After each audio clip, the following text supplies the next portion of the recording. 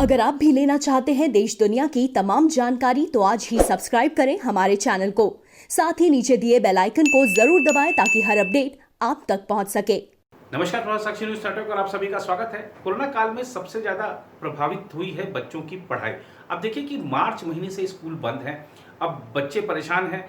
हालांकि ऑनलाइन कक्षाएं चल रही हैं, लेकिन ऑनलाइन कक्षाओं में अध्यापक से उस तरीके का जो सीधा संवाद है वो नहीं हो पाता है जो कक्षाओं में हो पाता है। आपको कोई डाउट होता है आप क्लियर कर सकते हैं अध्यापक के साथ। अब हालांकि बहुत सारे जो ऐप्स हैं आपको सहूलियत दे रहे हैं कि आप ऑनलाइन कक्षाओं में भाग ले सकें, लेकिन ऑनलाइन कक्षाओं का एक जो सबसे बड़ा दुष्प्रभाव है वो बच्चों की दृष्टि पर पड़ रहा है, जिसको देखते हुए एचआरडी मिनिस्ट्री ने नई गाइडलाइंस भी जारी की हैं कि कम कक्षाएं रहें ऑनलाइन। और हालांकि अगर पाठ्यक्रम की बात करें तो वो भी काफ़ी कम किया गया है क्योंकि स्कूल बंद हैं, अब ऑनलाइन कितना पढ़ सकता है कोई। लेकिन कश्मीर की अगर बात करें तो वहाँ तो ऑनलाइन ऑफलाइन दोनों ही पूरी तरीके से बंद है। आप देखिए कि जब पिछले साल 5 अगस्त को आर्टिकल 370 हटाया गया था तो वहाँ पर एक तरह से लॉकडाउन हो गया था। जो बच्चों की पढ़ाई है वो काफ़ी हद तक प्रभावित हुई थी।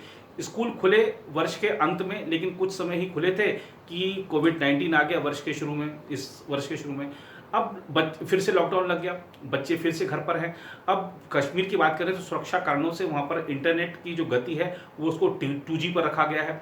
अब 2G पर हमेशा कोई भी वीडियो है वो बफरिंग करता ही रहता है। बच्चे जो अगर क्लास ज्वाइन करना चाहते हैं किसी भी ऐप पर तो वो बस क्लास में एंट्री के लिए ही 1.5-2 घंटे उसमें लग जाते हैं। पढ़ेंगे क्या? जब तक वो एंट्री करते हैं क्लास के अंदर तब तक लेक्चर खत्म हो चुका होता है। तो बच्चे भी परेशान हैं और जो अध्यापक हैं वो भी परेशान हैं। अध्यापकों को चिंता है कि बच्चों का जो वर्ष है वो ना खराब हो जाए।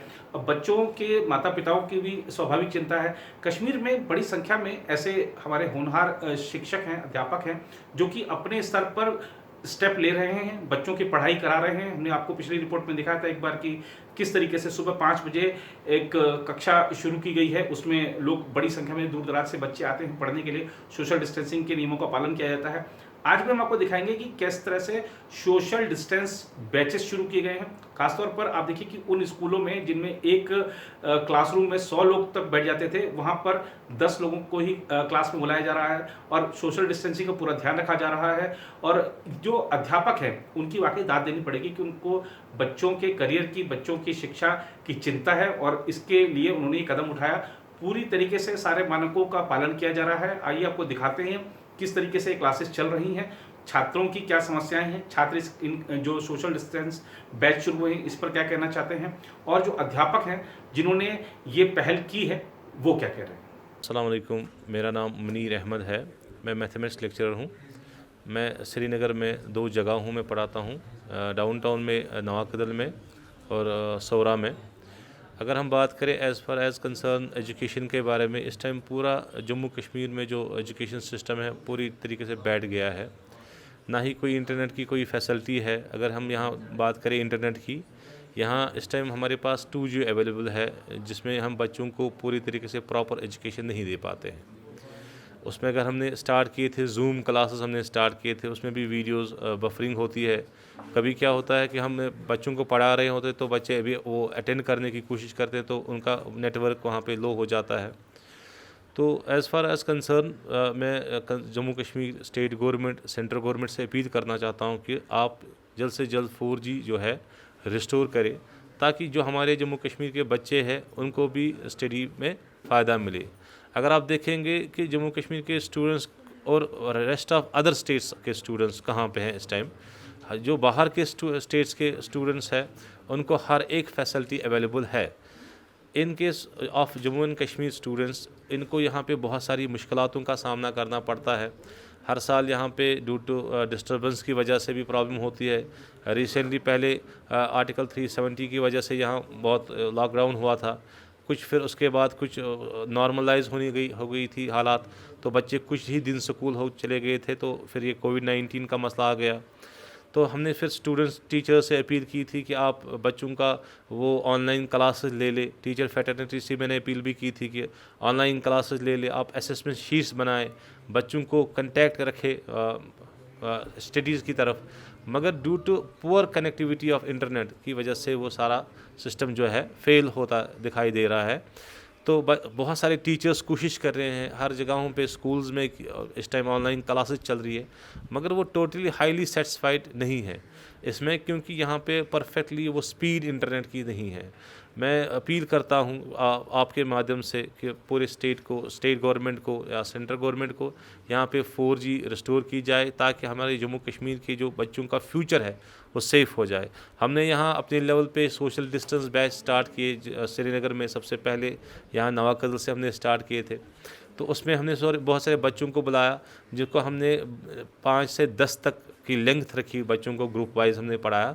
जिस हॉल में 100 बच्चे पहुंचते थे, उस हॉल में हमने 10 बच्चों को रखा।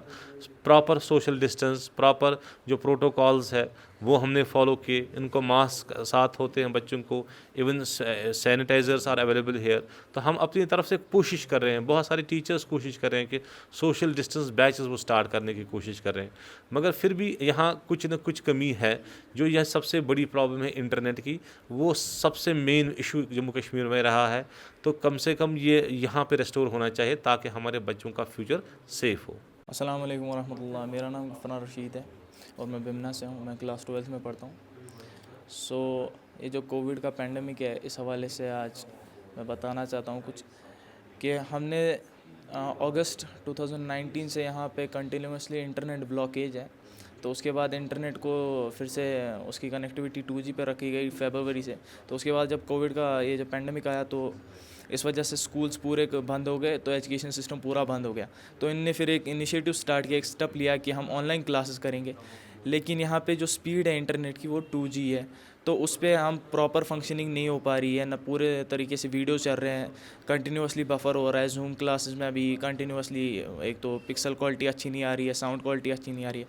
अगर हम क्लास में एंटर हो रहे हैं तो 2 घंटे लगभग साइन अप में लग जाते हैं, बहुत टाइम साइन अप में ले जाता है। उसके बाद क्लास में कंटिन्यूसली बफरिंग हो रही है, सर का बहुत ज़्यादा स्किप हो जाता है। क्लास में एंटर होने जितना टाइम हमें एंटर होने में लगता है, उतने टाइम में सर ने आधा लेक्चर ख़त्म कर लिया होता है।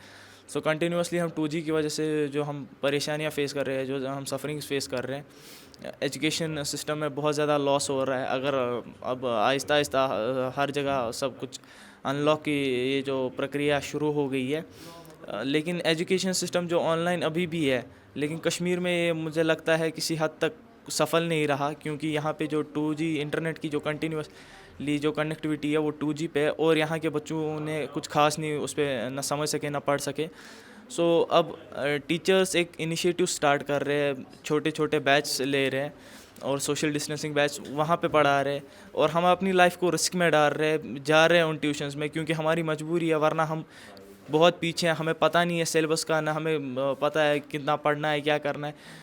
और प्राइवेट स्कूल्स ने जो एक इनिशिएटिव लिया है कि ऑनलाइन, ये शायद एक ज़रिया है फ़ी खींचने का, और इसके अलावा कुछ नहीं हो सकता, क्योंकि उनका ये जो ऑनलाइन क्लासेस उन्होंने स्टार्ट किया है, उनको भी पता है और बच्चों को भी सीधे समझ आता है कि उसमें वो प्रॉपरली ना हो तो वो पढ़ा पा रहे हैं और ना बच्चे समझ पा रहे हैं। अब हर कोई टीचर, मुनीर सर ने यहाँ पे स्टार्ट किया है सोशल डिस्टेंसिंग बैच।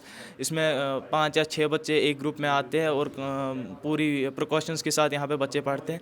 अब हमें थोड़ा थोड़ा मतलब जो हमें फ़ेब में पढ़ना चाहिए था, वो अब हम इस वक्त पढ़ रहे हैं, क्योंकि यहाँ पे जो 2G इंटरनेट है उस वजह से हम शायद ये फेस कर रहे हैं और हम इतना पीछे हो गए एज़ कम्पेयर टू बाकी स्टेट्स। वो कंटिन्यूसली 4G की वजह से पढ़ पा रहे हैं और हमसे बहुत आगे है। मेरा नाम इकरा नज़ीर है, मैं नवाकदल में रहती हूँ। हम लोग को यहाँ पर इंटरनेट सर्विस अवेलेबल नहीं है अगस्त से, उसकी वजह से हम लोग को बहुत ज़्यादा प्रॉब्लम हो रही है, हमारे स्टडीज़ में बहुत ज़्यादा इफेक्ट पड़ रहा है। हम लोग को इस पेंडेमिक में भी यहाँ पर ट्यूशन्स करने पड़ते हैं। अगर हम लोग को 4G नेटवर्क अवेलेबल होता तो हम लोग घर से भी स्टडीज़ कर सकते थे। हम लोग जूम क्लासेस भी लेते हैं, लेकिन उस जूम क्लासेस में हम लोग को कोई फ़ायदा नहीं होती, उसमें बफरिंग ज़्यादा होती है और समझ कुछ नहीं आता।